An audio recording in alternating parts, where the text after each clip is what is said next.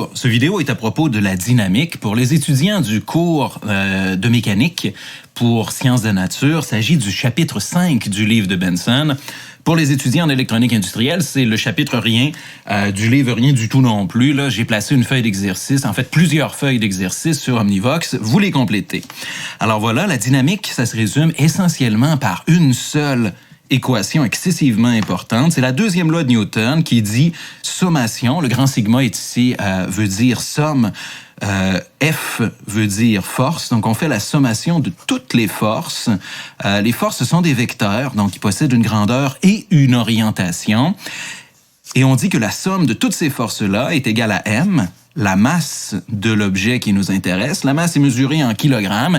La masse, c'est un scalaire. Faut pas essayer de la décomposer avec une grandeur et une orientation en x, y, z ou peu importe. Ça reste un scalaire. Multiplié par l'accélération en mètres par seconde carrée, qui elle aussi est un vecteur. Donc on voit que le scalaire, comme qu'il n'y a pas d'orientation, on devrait avoir une force résultante totale, la réponse de l'addition de toutes les forces, qui va exactement dans la même direction que le vecteur accélération sur l'objet qui subit toutes ces forces-là. Dans les faits, on va travailler en 2 dimensions. Et il va généralement falloir décomposer la somme des forces égale ma, la deuxième loi de Newton, en 2 dimensions. Donc, on va se ramasser non pas avec une seule équation, mais bien avec 2 équations. On va avoir somme des forces en x, composante des forces en x, est égale à m fois a indice x, la composante x de l'accélération, et on va avoir sommation de toutes les composantes de toutes les forces en y est égale à m, la même masse. Je vous rappelle qu'il faut surtout pas décomposer la masse, c'est la même en x et en y, multipliée par l'accélération en y. Si vous avez 3 dimensions, là, avec x, y et z, ça fonctionne aussi. On ajoute une 3e équation, mais généralement, dans le cours de mécanique et en électronique industrielle, on travaille seulement à 2 dimensions, généralement les coordonnées x et y. Somme des forces égale ma, la deuxième loi de Newton, peut servir dans 2 cas particuliers. Que vous le vouliez ou non, il y a seulement 2 cas qui sont importants. Le premier cas, c'est lorsque l'accélération est non nulle. Donc, vous allez avoir, là, comme je l'ai dessiné à gauche, un cas avec une accélération. Accélération, voilà, c'est écrit mieux comme ça.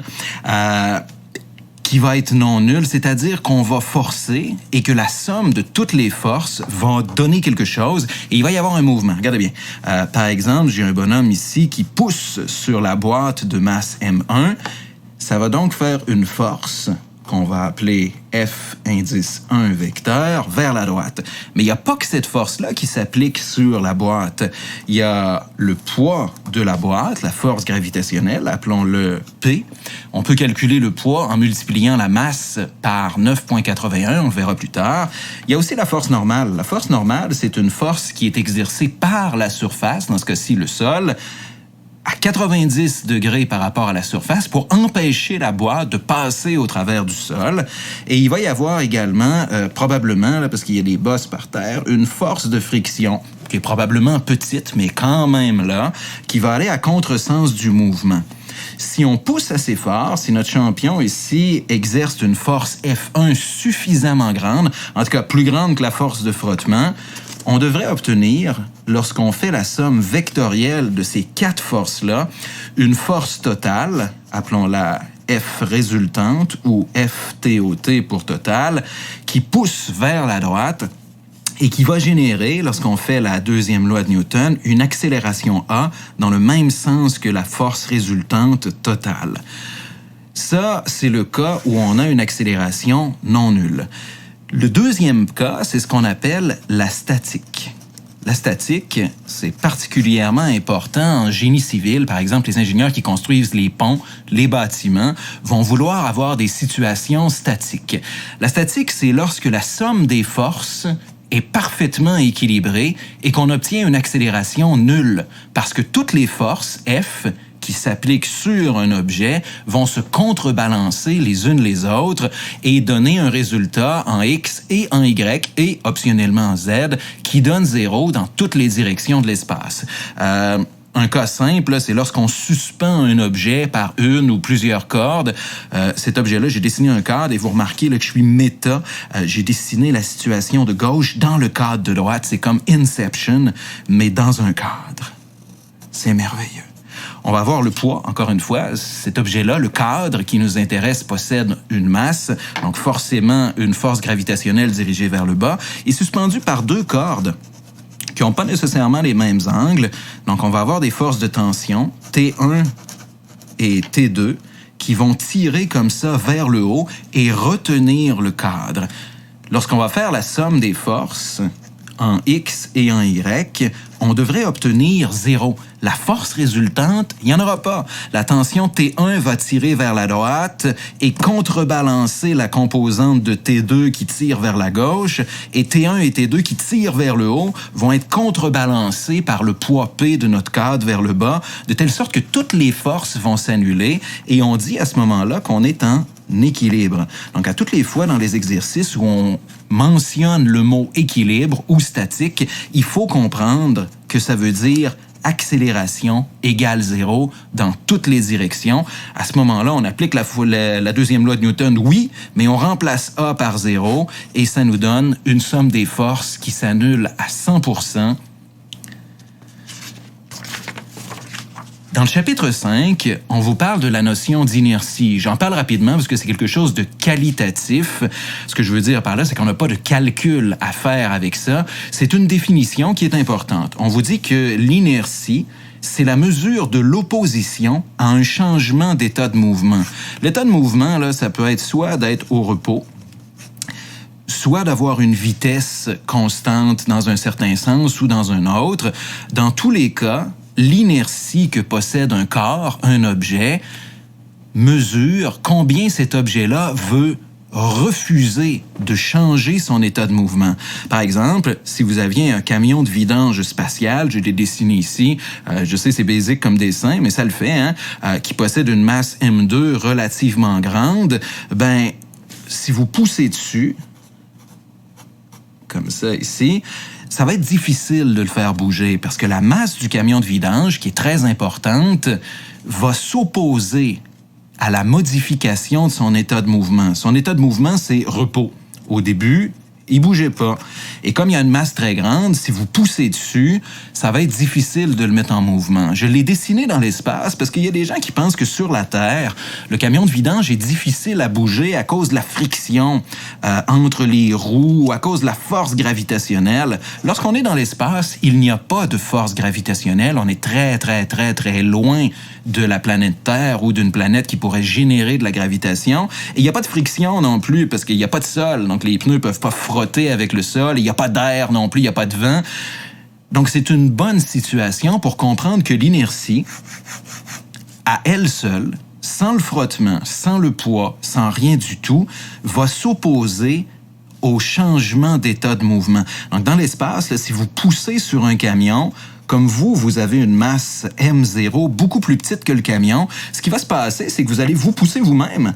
Vous allez vous pousser vers l'arrière en essayant de déplacer le camion parce que votre inertie, associée à votre masse M0 beaucoup plus petite que celle du camion, est plus faible. Donc, votre résistance à un changement d'état de mouvement est plus petit et vous allez partir vers la gauche. Le camion, lui, il va gagner une légère vitesse tout petite vers la droite, mais essentiellement, c'est l'objet qui a la masse la plus petite, donc l'inertie la plus petite, qui subit une plus grande accélération, comme ça ici.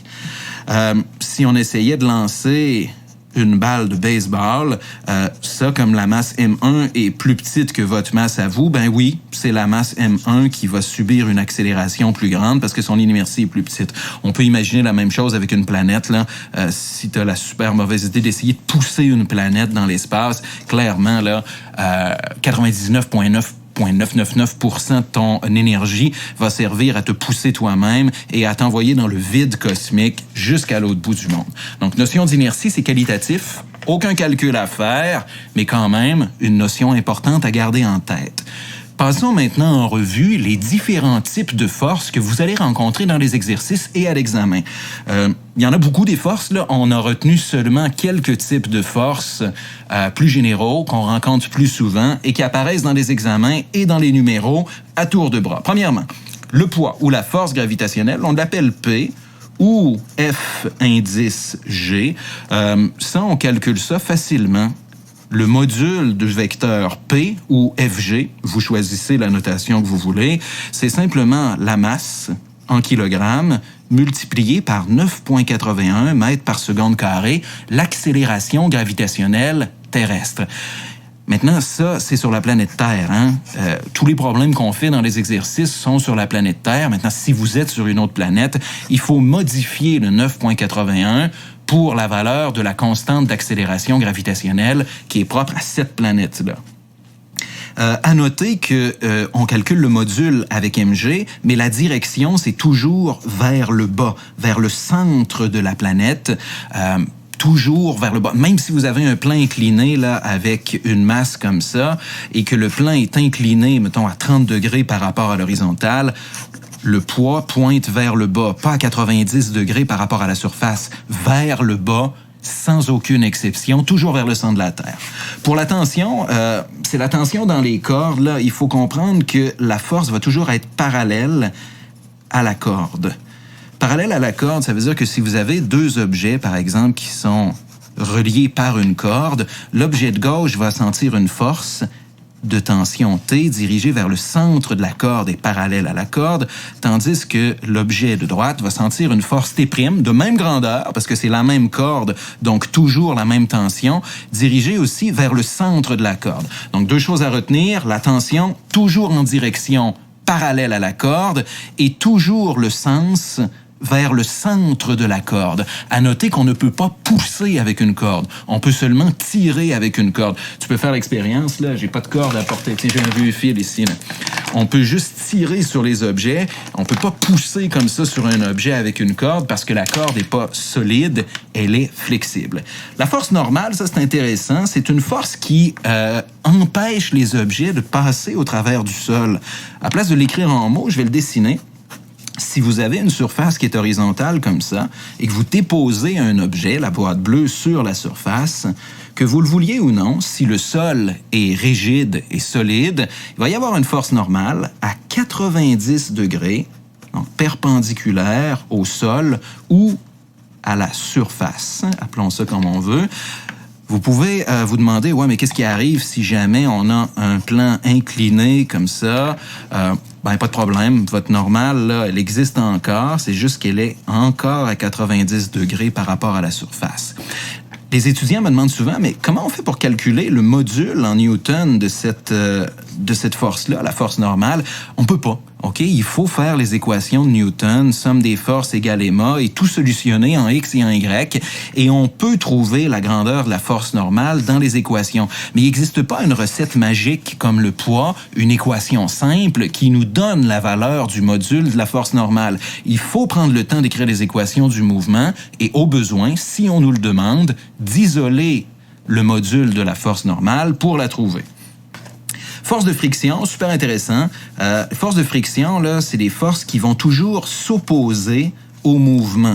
Donc, par exemple, si vous avez un objet qui accélère avec une vitesse éventuelle vers le bas d'un plan incliné, la force de friction, elle, va être à direction contraire du mouvement. Généralement, on utilise F minuscule pour la friction. On peut avoir de la friction cinétique. F indice C, c'est lorsque c'est de la friction qui s'applique durant le mouvement. Et on peut avoir de la friction statique. F indice S. Ça, c'est une friction qui est assez grande pour maintenir l'objet immobile. Vous pouvez penser là, à une surface qui serait en papier sablé avec très rugueuse, beaucoup de friction. Lorsqu'on dépose notre objet dessus, la friction est tellement grande que la surface va l'empêcher de glisser. À ce moment-là, on aurait de la friction statique. Des fois, on le mentionne juste pas et on écrit F minuscule tout court. C'est correct aussi. Ensuite, c'est les ressorts. Dans le cours d'électronique industrielle, il n'y en a pas beaucoup, mais dans le cours de physique mécanique en sciences de la nature, il y en a beaucoup. généralement, on va agripper un ressort à un mur comme ça, et l'autre extrémité va être agrippée à une masse ou à un objet. On peut être à la verticale, à l'horizontale, et on va caractériser le ressort par une constante de rappel K minuscule. La constante de rappel K minuscule peut être égale à, par exemple, 200 newtons par mètre. C'est les unités qu'on emploie. Ça veut dire qu'à chaque fois qu'on étire le ressort de 1 mètre, on exerce une force de 200 newtons. Si vous étirez le ressort vers la droite, la force de rappel va être vers la gauche. Généralement, on l'appelle FR et on dit que c'est égal à K fois delta X. K, c'est la constante de rappel qui caractérise votre ressort. Plus K est élevé, plus le ressort est tendu, plus le ressort est solide et difficile à étirer, et plus le ressort va exercer une grande force pour un étirement delta X en mètres qui est court. Si vous avez des centimètres, on les convertit bêtement en mètres et ça fonctionne. FR, la force de rappel du ressort, peut être dans un sens ou dans l'autre. Ça dépend si vous avez une compression ou une tension dans votre ressort. Donc, si on étire vers la droite notre ressort, en déplaçant la masse comme ça ici, la force de rappel est vers la gauche, mais si on déplaçait le ressort vers la gauche pour comprimer, si on déplaçait la masse vers la gauche pour comprimer le ressort, on aurait une force de rappel vers la droite, comme ça, parce que le ressort voudrait pas se faire comprimer. Les forces extérieures, c'est quand il y a des expérimentateurs là, qui vont pousser comme ça sur des blocs et qui vont faire une force F tout court, F1, F2, on peut l'appeler n'importe comment. On appelle ça une force extérieure parce que ça vient pas du système de l'interaction gravitationnelle ou de l'interaction avec le ressort. Donc ça fait le tour d'à peu près tous les types de forces auxquelles on va avoir à faire face. Maintenant, on doit parler rapidement du principe d'action-réaction.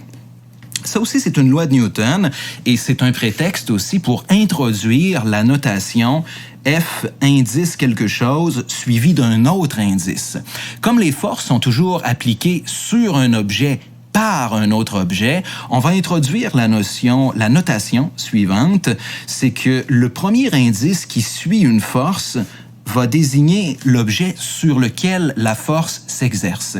Et le deuxième indice qui va suivre le premier va désigner l'objet qui génère ou qui applique la force sur le premier. Et ce sera toujours comme ça. Le premier indice, c'est sur. Le deuxième indice, c'est par. Donc, on lirait l'équation qui est écrite ici comme force sur l'objet A par l'objet B est égal à l'opposé de la force sur l'objet B par l'objet A. C'est le principe d'action-réaction qui dit qu'à toutes les fois que vous poussez sur quelque chose, un objet en réponse va pousser sur vous avec une force de même grandeur, mais de sens inversé à celle que vous appliquez. Exemple concret, regardez bien, j'en ai 3 ici. On a une boîte A et un bonhomme B. Le bonhomme fait une force sur A par B et en réaction, la force que va sentir notre bonhomme, c'est sur B par A. Donc, si le bonhomme pousse avec 10 newtons sur la boîte, qu'elle se déplace ou non, je le répète une dernière fois, qu'elle se déplace ou pas, le bonhomme va sentir une force de 10 newtons sur lui par la boîte. Et on peut le vérifier, là, quand on pousse sur quelque chose, on sent une résistance avec nos mains. Tu peux le faire avec un mur si tu me crois pas. Là. Toi, tu pousses sur le mur, force sur B par A, et le mur, en revanche, sur lequel tu t'appuies, t'empêche de passer au travers avec une force sur A par B de même grandeur.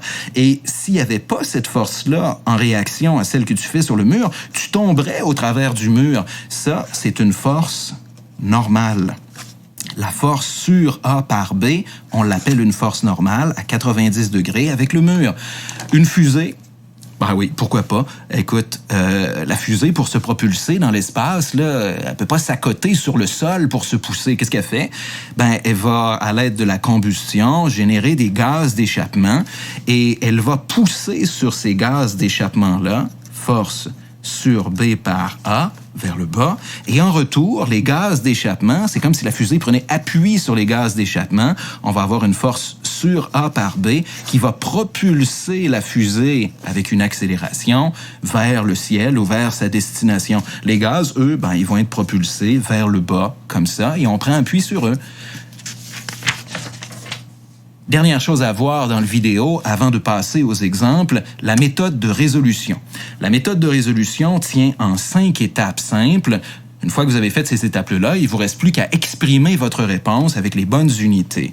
Première chose à faire, un schéma. Généralement, c'est fait ou c'est facile à faire. Il ne reste plus qu'à le compléter.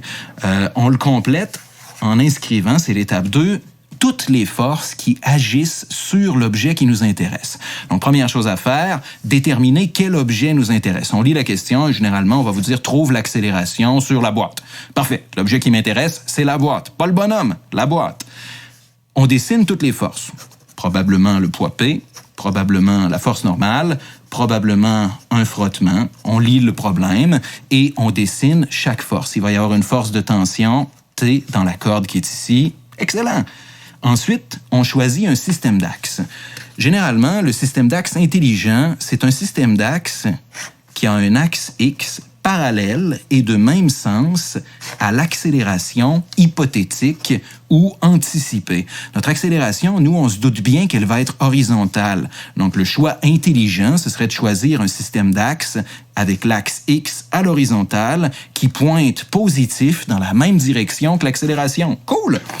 Y, écoute, il faut qu'il soit perpendiculaire à X, mais tu le fais pointer par en bas ou par en haut. Ton choix, ton problème, on vit avec. Ensuite, on fait un diagramme de force. Il s'agit de prendre le plan incliné, de prendre le système d'axe, pas le plan incliné, et de replacer chacune des forces qui s'appliquent sur notre objet à l'intérieur du système d'axe, proprement, avec les angles. Pas besoin d'être à l'échelle, parfaitement. Si on vous donne 30 degrés, vous l'inscrivez ici, comme ça. Ensuite, il faut faire somme des forces égale MA, décomposée dans toutes les directions de l'espace qui vous intéressent. Dans ce cas-ci, on a X et Y. Donc, on va faire, premièrement, somme des forces en X. On construit les équations du mouvement à partir du diagramme de force.